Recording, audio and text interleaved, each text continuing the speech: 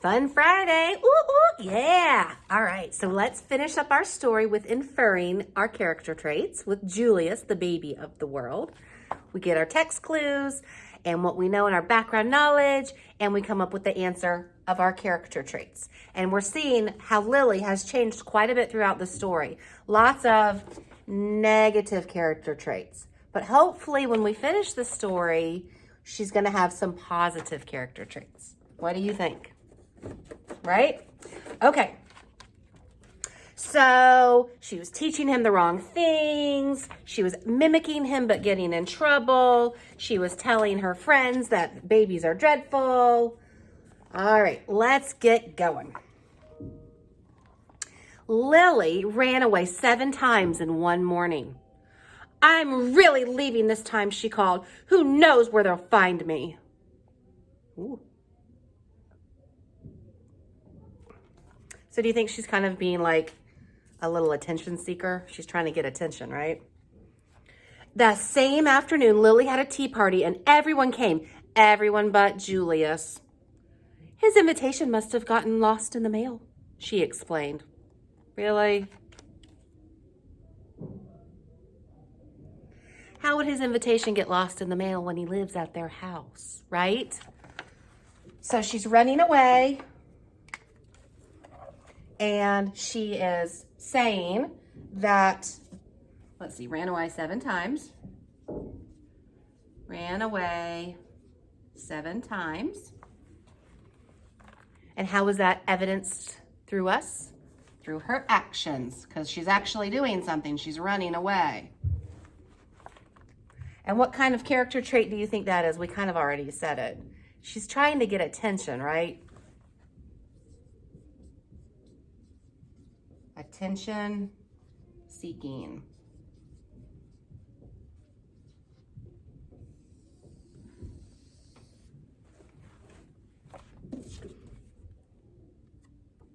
And then remember what happened after she ran away 7 times.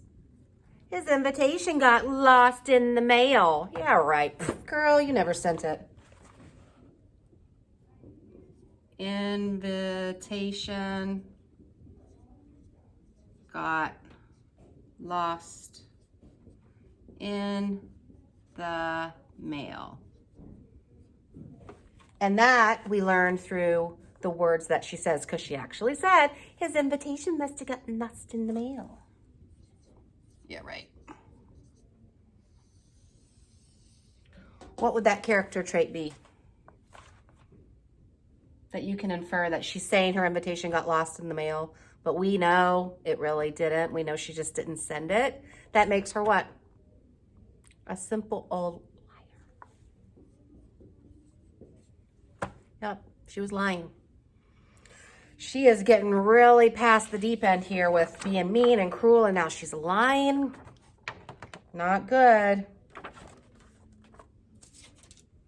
Lily had glorious dreams about Julius. Why would the author say that they were glorious when it's actually a pretty nasty dream? Because to Lily, it's glorious. And I think that's terrible. And ghastly nightmares too. Remember, ghastly means dreadful or terrible. Ghastly nightmares. So now she's having a nightmare that Julius got big and he's chasing after her with his big teeth. I shouldn't laugh. Lily's parents showered her with compliments and praise and niceties of all shapes and sizes. They even let her drink her juice out of an antique china cup.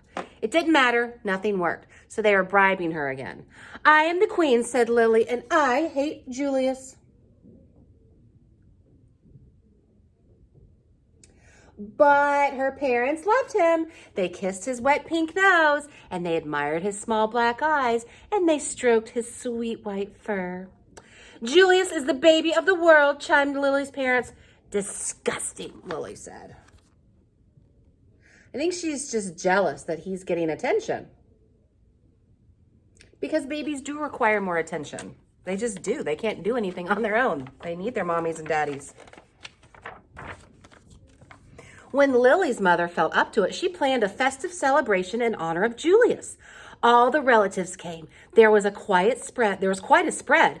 What's the big deal? Said Lily. Haven't they seen a silly lump before? So they're having a big family party. And once again, the attention is not on Lily, so she's acting kind of junky. Apparently not. All afternoon, the relatives hovered over Julius. They kissed his wet pink nose, and they admired his small black eyes, and they stroked his sweet white fur. And there's Lily. Doesn't even want to look at him.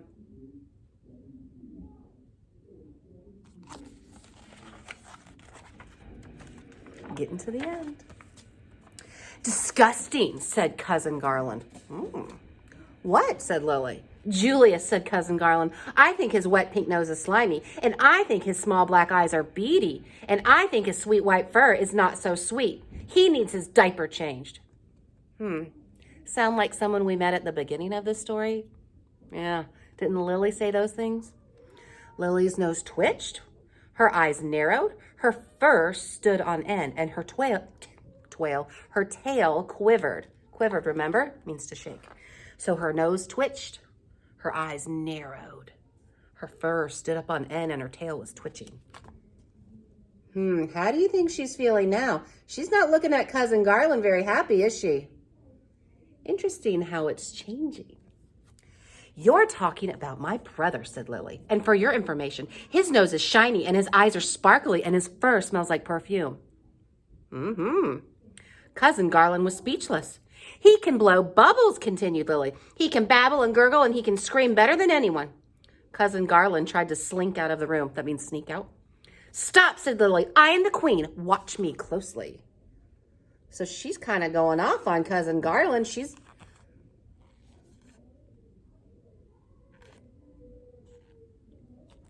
So what was she doing? She was saying nice things about Julius, wasn't she? She was complimenting him. Complimenting Julius. Capital J, because that's a proper noun. It's his name. And how are we told that? It's, of course, through her words, because she's saying them. So what would her character trait here be? She's giving him compliments. What can we infer from that? Well, we know, our background knowledge is we know we compliment someone who's being insulted by someone else. She's being very protective, isn't she? She's being a protective big sister.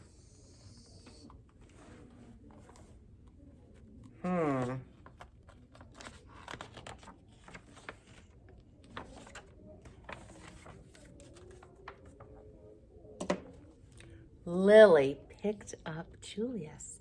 She kissed his wet pink nose, and she admired his small black eyes, and she stroked his sweet white fur.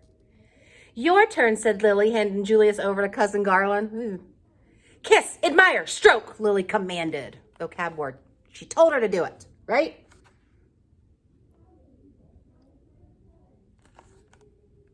Cousin Garland doesn't look so happy.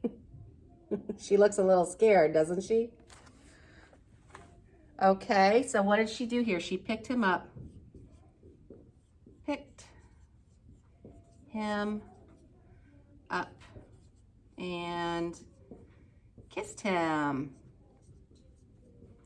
Yay, we are finally working towards our positive character traits. Okay, and how is this revealed to us? How do we get this evidence? Through her actions, yep. And I want you to come up with a character trait. So stop and think. Use your good inferencing skills that I've taught you. Our clues from the text, she picked him up. What do you know? She picked him up and kissed him. What's your background knowledge telling you? And put those two together and come up with your inferenced character trait.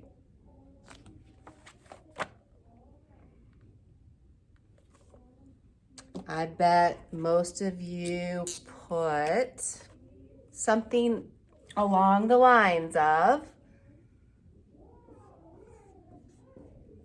loving, caring, maybe loyal.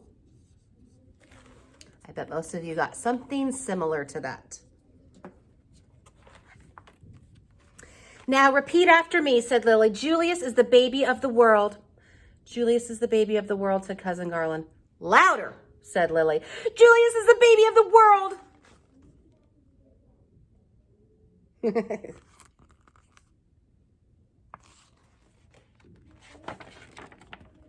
And from then on, he was, in everyone's opinion, especially Lily. So now she says, we're almost twins. Now she's going back to being the best big sister ever, right? She sure did change. She started off great and sharing. Then she didn't want him around. She was just mean. And then somebody else was being mean, got her thinking she wanted to protect her brother. And now there it looks like they are best buds. Right? Great job inferencing. It's so fun, I think, to infer. It's like you're being a detective from the author.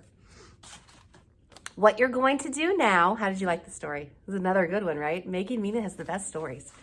So what you're going to do now is you are going to take your inferencing and character trait quiz. It's on Schoology. There's 6 questions. You'll post your answers on the discussion board. And don't forget you have your vocabulary quiz too. And we just went through all the words, so you should be pretty good. Most of you are doing really well with those. All right? Thing about inferencing, being your detective, clues in the text, background knowledge, put them together. Here's your answer. All right? Have a fun Friday.